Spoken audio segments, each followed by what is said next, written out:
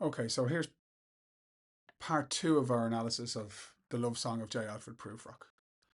Now, the next sequence of the poem just sums up, and again, I don't want to be dismissive of anything, but like I talked in the previous video about how some of these long poems can be, almost overwhelming. You can be distracted by sections that are, you know, it's difficult to see how you would use them. And this is a good example, this section. So it's the cats section. I don't know if you know the musical Cats, but it's based on a book of poems that Eliot wrote. Eliot was obsessed with cats, and he kind of creates this illusion. I don't know, or sorry, this image in this section of London, of this urban. Actually, I won't even say London, of this urban landscape, and he kind of personifies it.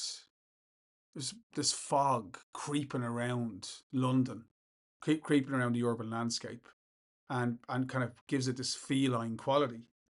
The yellow fog that rubs its back upon the window panes, the yellow smoke that rubs its muzzle on the window panes, licked its tongue into the corners of the evening, lingered upon the pools that stand in drains, let fall upon its back the soot that falls from chimneys, slipped by the terrace, made a sudden leap, and seeing that it was a soft October night, curled once about the house and fell asleep. Is there meaning there? Perhaps. Do I see it? Not really. What do I see? And again, this is a section of the poem I wouldn't pay really any attention to if I was you. I see yellow fog. I see yellow smoke. I see standing water. I see soot. I see pollution. I see a world that is urban and ugly. Sorry.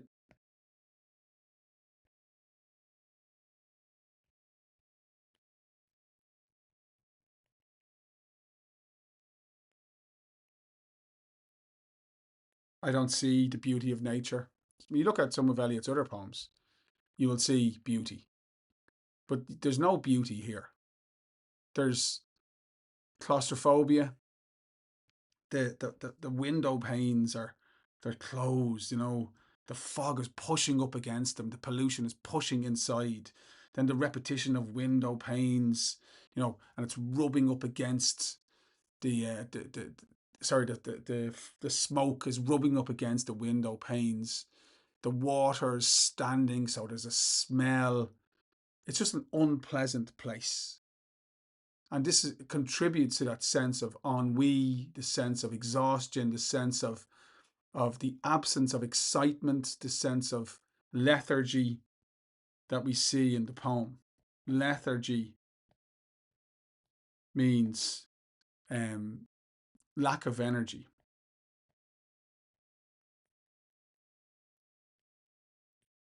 Okay, so I'm not going to dwell on that section. The next section is brilliant.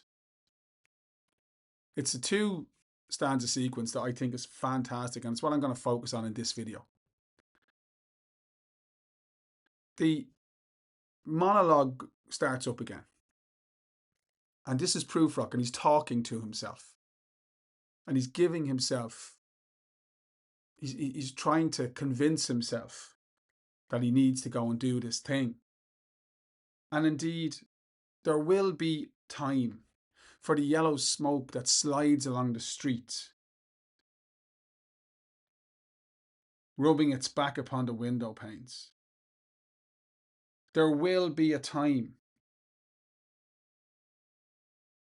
There will be a time. And then this. Now, this is top 3 quotes from the poem. I want you to try and learn them.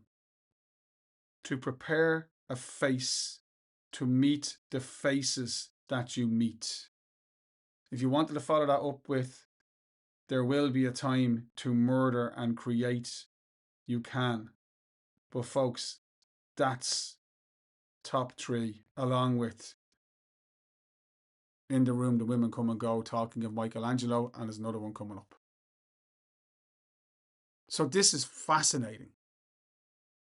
So there will be a time, there will be a time, there will be a time. There's repetition. It's a feature of his work. And you get the sense this could be Hamlet talking here. You know, Hamlet's famous flaw is procrastination. You spend your life thinking about doing something and all the while not doing anything. You're like inhibited by something, and that seems to be somehow captured by the image of the yellow smoke sliding along the street. Again, the sibilance there, really, really, really effective, given that line a striking quality. So he's like saying, there will be a time, there will be a time, there will be a time. He's going to do it. He's going to do whatever it is. And then we get this unbelievable moment of insight from Eliot through Prufrock into our lives to prepare a face to meet the faces that you meet. And there's that sense of the falseness, the lack of truth in human interaction, the preparation that we put into presenting something that we're not to the world. Now that's interesting. That's relevant to you. That's relevant to me. That's relevant to any human being who's ever lived, because we know people are like that. We know that people often pretend to be something that they're not. And we know that they hide the inner self. And we don't know what the inner self really is. But then we have this fantastic fourth time when he says there will be time.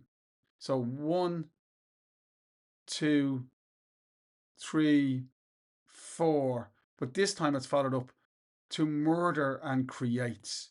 And the drama of that, capturing what Prufrock kind of wants. He doesn't want to murder anybody. Maybe he wants to create. What he wants is excitement.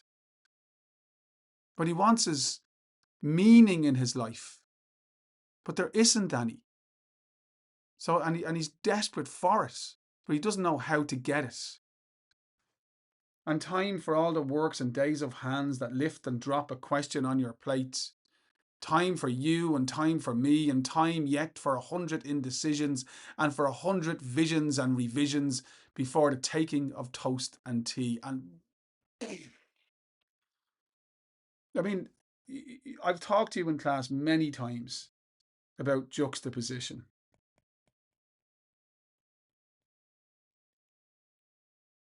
And like, this is a brilliant example. I can't mark the whole poem, but this is what happens when I get into a poem like this.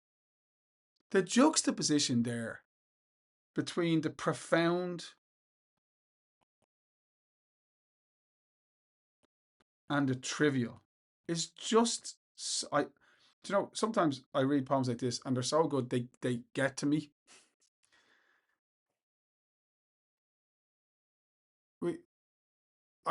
The third line, that is the top 3 lines from the poem, I'm going to get to it in a moment, sums this up. I'm not going to say it straight away. There's this sense from Prufrock, and maybe this is what Eliot is trying to explore as part of human nature, and I certainly can relate to it. This sense of enormous difference between what we imagine life should be and what life is. When you look at those lines, there's this enormous build-up of drama. There will be time, there will be time, there will be time. Then time for you and time for me, and time for 100 indecisions and for 100 visions and revisions. So like this build-up of finding meaning in life. 100 indecisions, there's the procrastination. 100 visions, so there's the dream, and revisions, and then redreaming and finding something else. But then the reality is taking toast and tea. No, that's the reality. That we have this inner drama, this psychological landscape, which is vast and operatic and um, and grand, and yet then life really is not that at all, is it? Life is taking toast and tea. We're not Michelangelo. We're people who talk about Michelangelo. You know, we're the dreariness of this poem is captured, or sorry, is explained by that dichotomy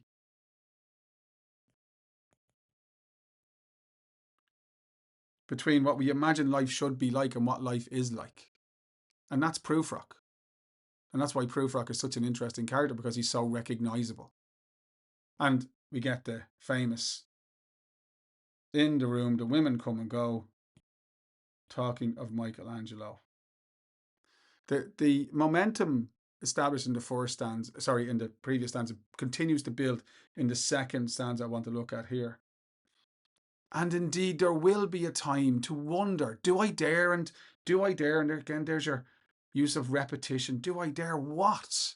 And the point is, he doesn't say what. Now, again, the overall story is, do I dare ask her to marry me? But it's just, do I dare? We get the sense that this is a man who's paralyzed by, he's all these ideas, all these visions and revisions, but yet there's all this indecision, and there's all this dreaming of profound and meaningful things, and thinking of Michelangelo and all that he symbolizes, and yet there's cowardice. There's the reality of being frozen by an inability to act. There's the trivial reality of our lives, and there's putting on this face, preparing a face to meet a face that you meet, to meet the faces that you meet. That's such a great line. Do I dare, and do I dare? Time to turn back and descend the stair, with a bald spot in the middle of my hair. There he is. I can relate to him. He's middle aged. He's lost the vigor of youth. He's, this the tired reality of aging is upon him. They will say how his hair is growing thin. He's thinking about what other people think of him. The other people's opinions, and how they can drag us down and take away from the enjoyment of life. My morning coat, my collar mounting firmly to the chin. So this is the how he puts on this presentation. He dresses smartly. He wears a morning coat, so that's a particularly fancy way of dressing. He has a pointed collar suited to the time in which he's alive. So this is what he's trying to present to the world. My necktie rich and modest, but asserted by a simple pin. So he wants people to think he's smart, and that he's successful, and that he's respectable. They will say, but how his legs are growing thin. And there's that paranoia. Like, we work so hard to create this, to present ourselves to the world in a particular way, and yet the inner voice, the inner monologue is thinking, what way are they looking at me? How are they judging me? And it's never positive. It's always negative. So that's relatable. It's understandable. People get that. We live in a world where, it's become, supercharged, this, unbelievable paranoia that people have about how they're viewed by everybody else, and how they're judged by everybody else. And this desire to fit in, and an inability to cope with the reality that nobody fits in, because nobody's the same. These are these themes that Eliot was writing about in Prufrock, over 100 years ago, could not be more relevant to the world that we inhabit today. This image of him, he's worried about his hair, because people are going to talk about his hair going thin. He's dressing in his morning coat. He has the right tie. It's rich and modest, so it's expensive, but it's not gaudy. It is a simple pin. It's like this is the image he wants to present to the world. But the reality is, he thinks that people are going to look at him and laugh at him. How his arms and legs are thin. And then you have this: do I dare disturb the universe? In a minute there is time for decisions and revisions, which a minute will reverse. So inside there's chaos. Inside there's no strength. There's weakness. There's the crumbling, edifice of meaning. But he's trying to contrast with what he's presenting to the outside world. The way he's dressed, his clothes, his demeanor. He's trying to present this control, this sense of certainty and strength, and it contrasts so greatly with what's going on the inside. And come on, isn't that interesting? Isn't this a fascinating character? Isn't he like an everyman figure that is relatable? Maybe this isn't you, but this is lots of people racked by insecurities, worn out by the daily trivia, worn out by a sense of failure, unable to see beauty in the world, and yet terrified of letting people see the truth of what's going on behind the face that we prepare to meet the faces, for the faces that we meet. Am I getting carried away? I told you I'd go mad with this poem.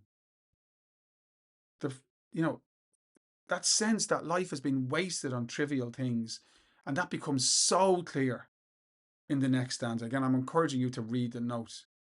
But in the next, remember I said there's 3 lines. Now there's loads of lines you can learn from this poem. And look at all the things I'm marking, right? Look at all the things I'm marking. But number 1, in the room the women come and go, talking of Michelangelo. You learn that. So I'm just trying to prioritize what you learn. Okay, sorry. You can choose your own quotes, but I would learn that. To prepare a face to meet the faces that you meet, I think just sums up a lot of this poem. But the line that this poem is probably most famous for, and rightly so, features in the next stanza. For I have known them already, known them all, have known the evenings, morning and afternoons. I have measured out my life with coffee spoons. I know the voices dying with a dying fall beneath the music in a farther room, so how should I presume? And I have known the eyes already, known them all, the eyes that fix you in formulated phrase. And when I am formulated, sprawling on a pin, when I am pinned and wriggling on the wall, then how should I begin to spit out all the butt ends of my days and ways? The imagery is surreal, difficult, but what you've got to look at and what you've got to zone in on is the lines that are easy to discuss and easy to build paragraphs around. And there is no better line in this poem. And it is a line that has stayed with me since I first read it a long time ago. I have measured out my life with coffee spoons.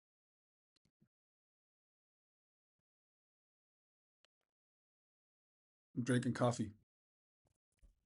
What does it mean? I don't know. I can only tell you what I think it means. I think it's somebody who's reached a certain age and is looking back, reflecting, and feels that they've wasted their life on trivial things, on things that have no meaning and do not matter. When he says, I have known them all already, known them all, have known the evenings, mornings, and afternoons, knowing the voices dying with a dying fall, he's talking about his experience of life, and it's all been meaningless. It's all meant nothing. It's not brought any understanding. It's not brought any sense of understanding of the important things in life. I have measured out my life in coffee spoons is the 3rd line from the poem that I would learn because it offers a profound insight into Prufrock and his sense that he has wasted his life. That the trivial, there's a great quote, if you look at my notes on personal writing,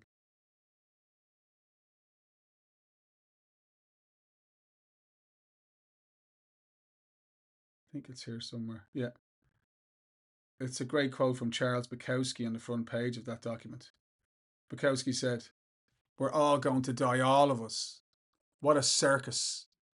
That alone should make us love each other, but it doesn't. We are terrorized and flattened by trivialities. We are eaten up by nothing. Terrorized and flattened by trivialities. Surely, when he wrote those words, somewhere in his mind, even if it's just in the back of his mind, surely, sorry, no, got it. What the hell? Surely he was referring to Prufrock. Where's the book gone? Oh, God, sorry, lads.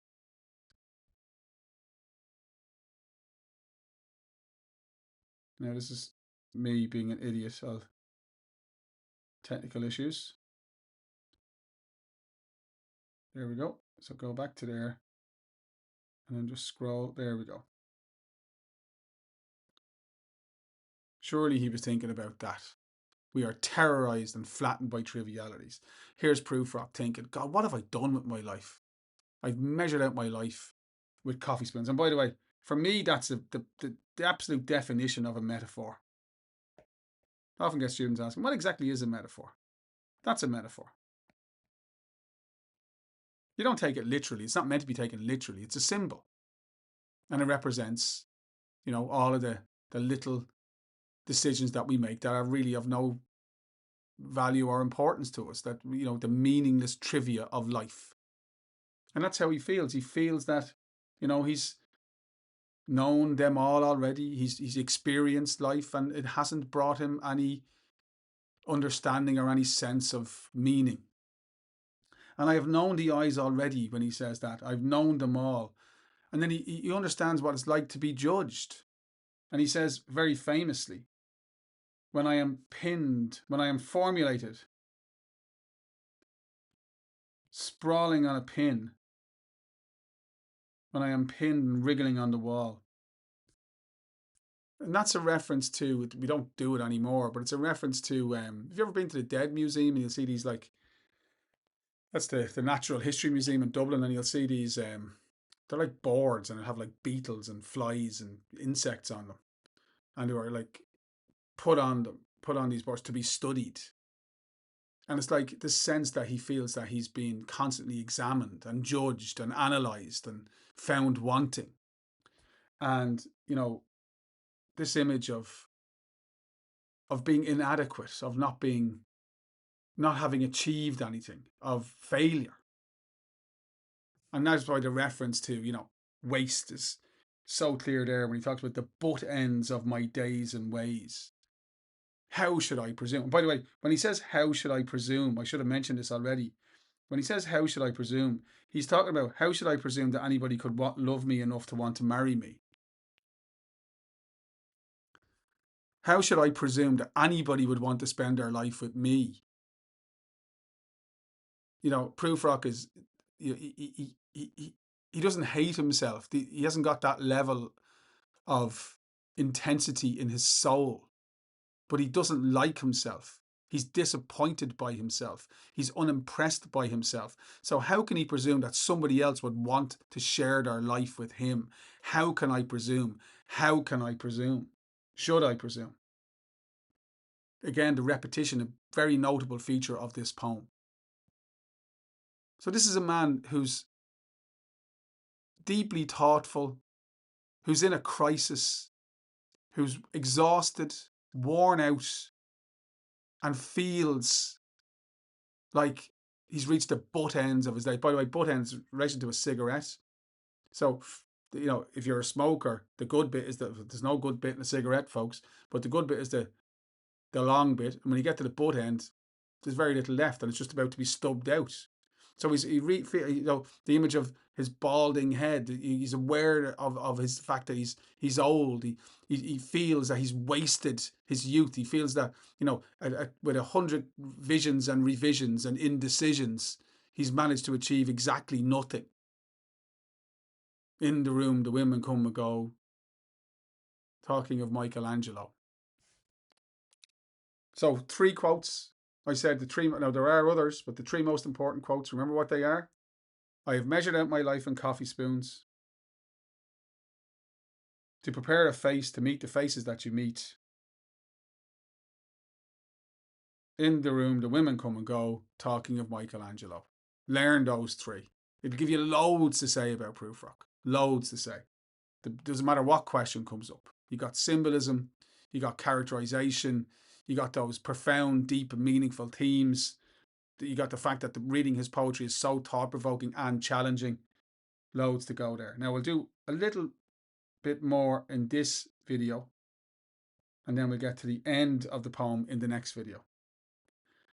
In the following stanza he says, and I have known the arms already, known them all, arms that are braceleted and white and bare, but in the lamplight downed with light brown hair? Is it perfume from a dress that makes me so digress? Arms that lie along a table or wrap around a shawl? And should I then presume? And how should I begin? See, he's thinking about his attraction to women.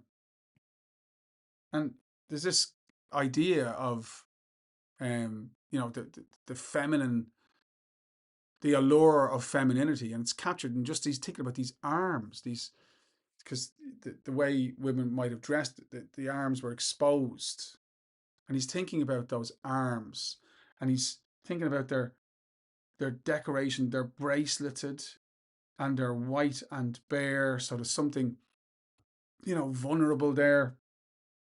And then you have these questions. Is it a perfume from a dress that makes me so digress?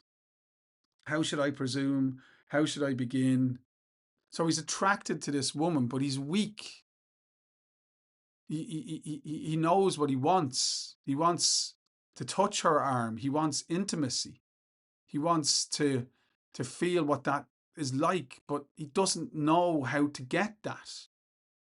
He doesn't know how to. He doesn't have the strength and the power to pursue what he wants in life. And again, this causes this inner crisis within him. How can I presume that a man like me, he's saying, could possibly attract this attractive woman? He's defeated by life. It's a brilliant moment in the poem. Yeah, I'm going to stop this one here now, and we'll continue into the final analysis of this part of of this poem in the next video.